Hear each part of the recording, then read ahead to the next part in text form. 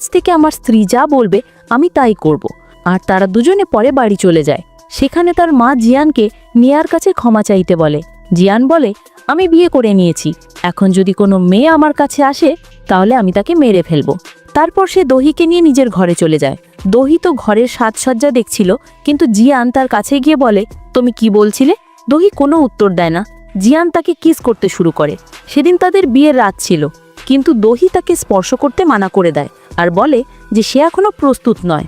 জিয়ান বলে, তোমার যত সময় চাই তুমি নিতে পারো, শুধু তোমাকে সব সময় আমার সাথে থাকতে হবে।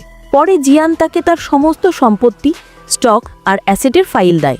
তখন দহি বলে, আমার তোমার নোংরা টাকা চাই না। জিয়ান বলে, যা আমার তা আজ থেকে তোমার। দহি বলে, আমি এইসব দান করে দেব। জিয়ান বলে, তোমার যা ইচ্ছা তাই করতে পারো, আমাদের কাছে কোনো কিছুর কমতি নেই। এরপর সে তাকে বিশ্রাম নিতে বলে। পরের দিন বাড়ির কাজের লোক দহিকে ব্যঙ্গ করে বলে, আপনি কত দেরিতে ঘুম থেকে ওঠেন? ঠাকুমা আপনার সাথে দেখা করতে এসেছেন।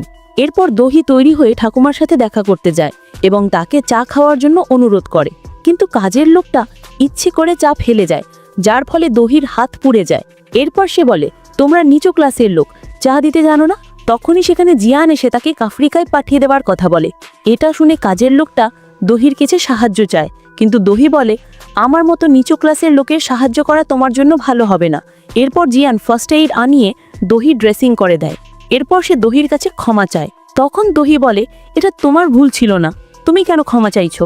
এরপর দহি বলে যে সে তার দাদু দিদার সাথে দেখা করতে চায়। পরে জিয়ান এবং দহি দুজনেই তাদের বাড়ি যায়। সেখানে দাদু জিয়ানকে বলে, আমি আশা করি তুমি দহির খেয়াল রাখবে। জিয়ান বলে, আপনি চিন্তা করবেন না, আমি সবসময় দহির খেয়াল